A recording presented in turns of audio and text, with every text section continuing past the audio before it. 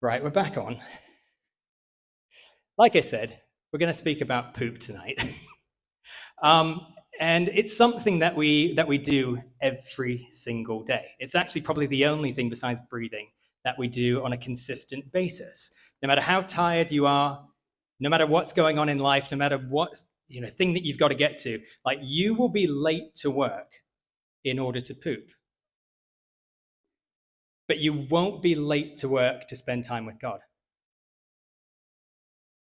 You will run a red light getting home because you have to poop. But did you spend that entire drive worshiping the Lord? I don't think so. So I think for some reason, when it comes to spending time with God, giving him our worship, our focus, our praise, we often give him what's left over.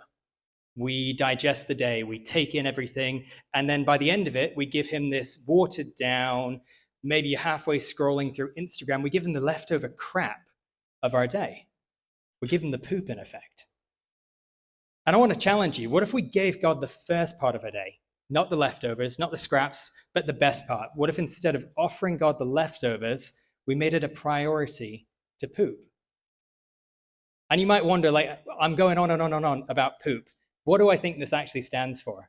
Well, I think it stands for pouring out our praise. P.O.O.P. And again, I hope you never poop the same way again.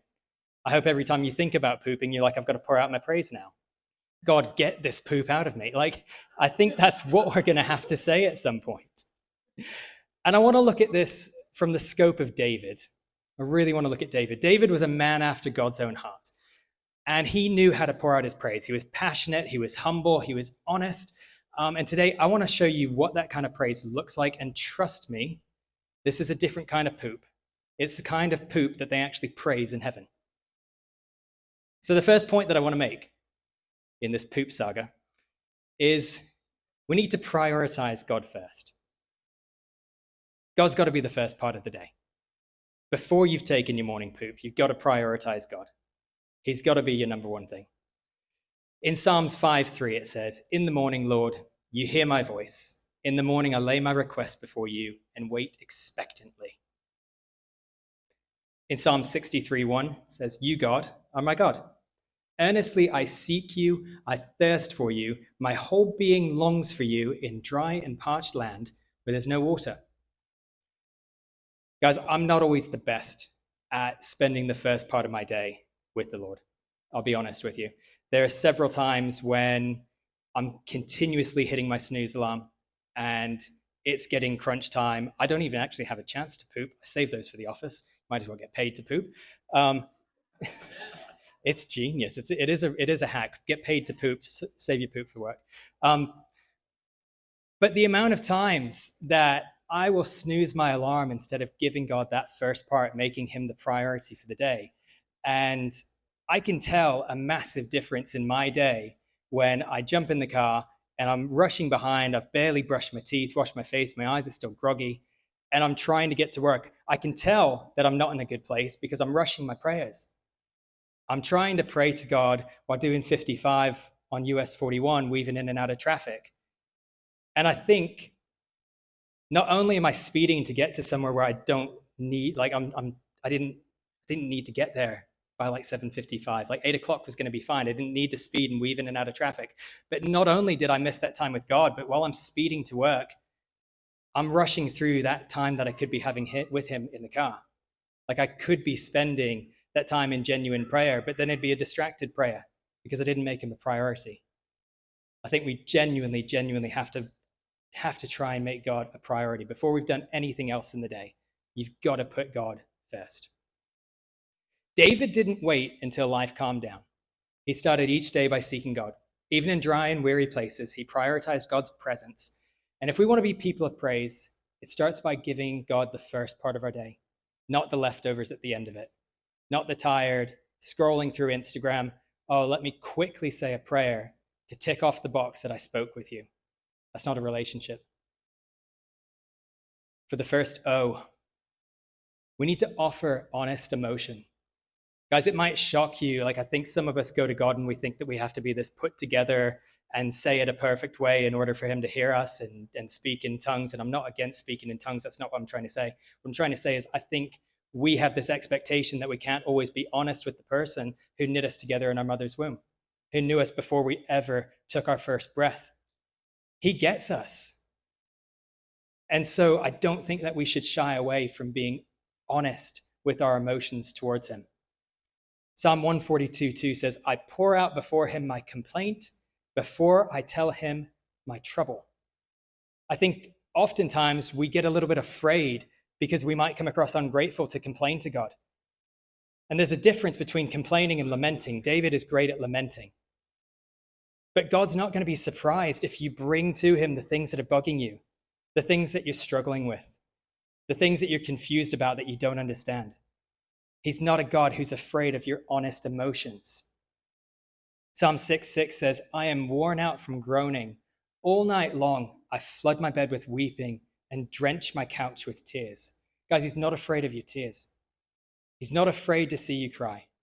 He's not afraid for you to be honest and emotional with him. I think some of my best prayers have actually come recently when I've been at that breaking point of just needing to cry out to God. One of the most powerful prayers I ever said was actually sitting here at this altar.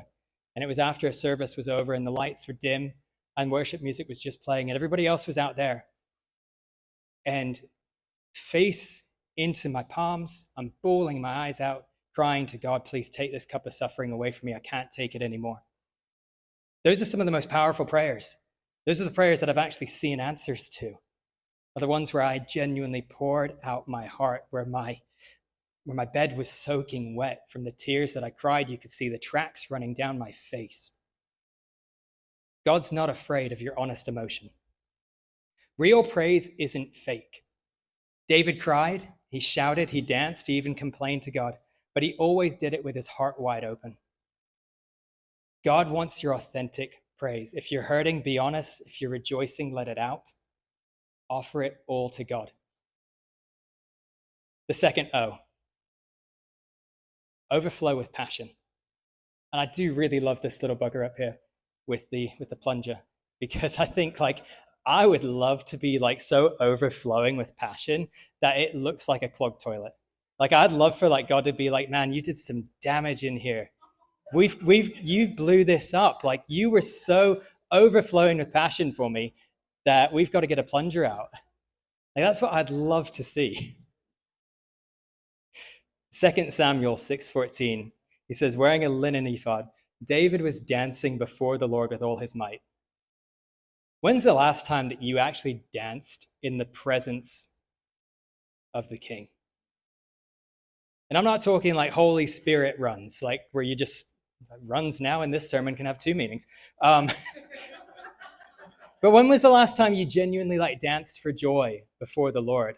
I had to question that because if any of you saw the Forrest Frank dance that Tommy and I did, you realize I can't dance at all. But I was thinking back, when was the last time that I danced with reckless abandon, where I didn't care what anybody thought, what anybody was going to think of me. And it was actually, those of you who know Aislinn from church and on our worship team, it was at her wedding. And I didn't mind what anybody thought of me. Ben and Taylor are laughing because they were there. I didn't mind.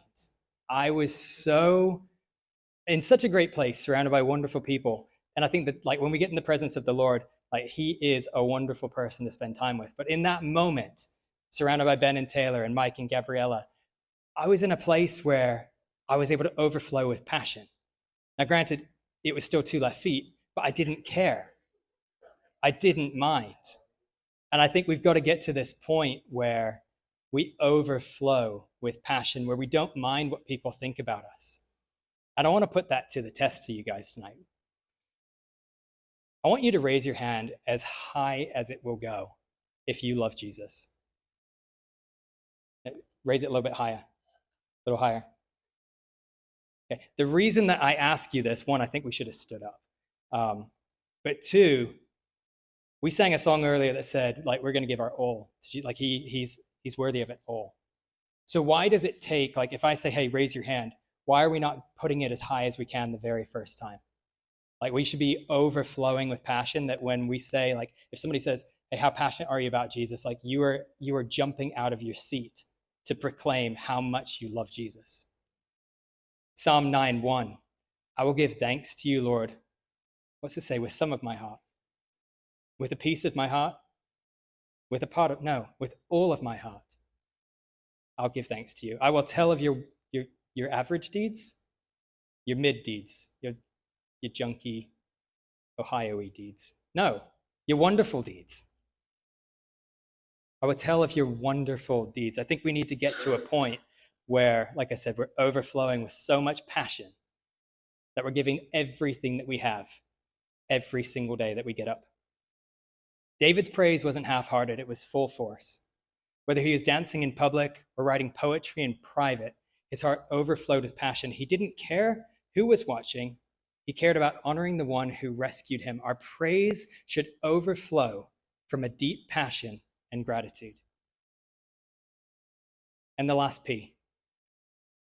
We need to praise with a posture of humility. David was extremely humble. And I think a lot of times we don't have a humble heart when we approach the Lord. Guys, newsflash, God owes us absolutely nothing.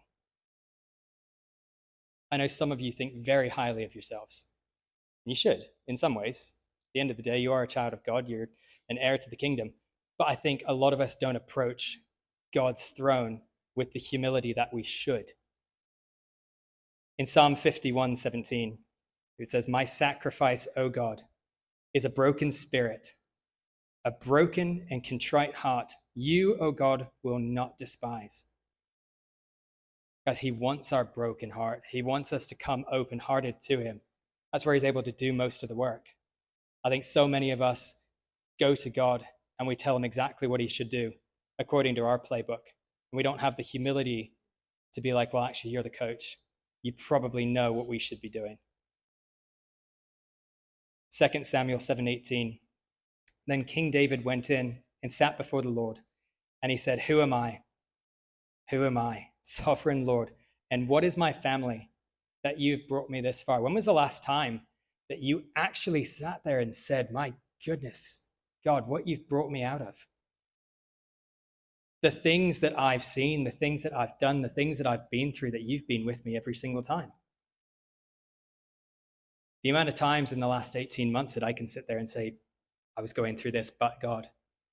I should have been this, but God. The amount of times that he actually steps in for me. I was thinking back to a time when I was in high school and my mum and dad were going through a divorce. And my mum was basically a stay-at-home mum for us. And she took her part-time job, it was a work-from-home job, and said, okay, we got to figure out a way to make this work full-time. And we got to figure out a way to pay the bills because there's no just free money coming in. And I remember that first month, I remember sitting down on a nightly basis and we would pray. We would pray in a posture of humility. And we would pray, Lord, we don't know how we're going to get through this month, but we trust you. And I look back on that moment in time, and I remember when we added up all the money that came in and all the money that came out. And I often think, like, God's got a sense of humor because, like, within pennies, he provided everything that month when we added it all up. It also made me realize that we probably should have been praying bigger prayers. We probably didn't just need to be like, hey, just cover the bills, because that's what he did. And I'm sure if we'd sat there and we were like, hey, you're in Ephesians 3:20, God, you can do exceedingly abundantly more than we can ask or imagine. Can there be an overflow? So I think we have to have a sense of humility, but like remembering those kinds of stories, remembering that he has provided in the past. I know for me, there are many times that I prayed for things to go in one direction and God took them in a different. And at the time I was extremely frustrated. And I didn't understand why God sent it in that way. I'm so incredibly grateful for the unanswered prayers. Like if everything had gone the exact way that I'd asked them to go, I'd be miserable, honestly. I would have married like 7 wrong people already. I think I'd still be in dead-end jobs that I didn't like. Like the amount of things that I prayed for and God said, I have a different plan for you. I'm so incredibly grateful that he knew even with my lack of humility, he knew how to steer me back on the right course. David knew that praise begins in a humble heart. He didn't come to God acting like he had it all together. He came broken, amazed, and grateful. When we humble ourselves, God lifts us up. Humility isn't weakness. It's the strongest foundation of worship. So I'd like to ask you guys tonight, really honestly examine your heart.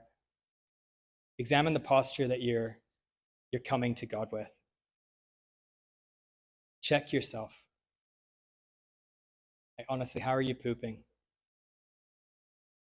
How are you pooping? How are you pouring out your praise? Because for me, this has been eye-opening.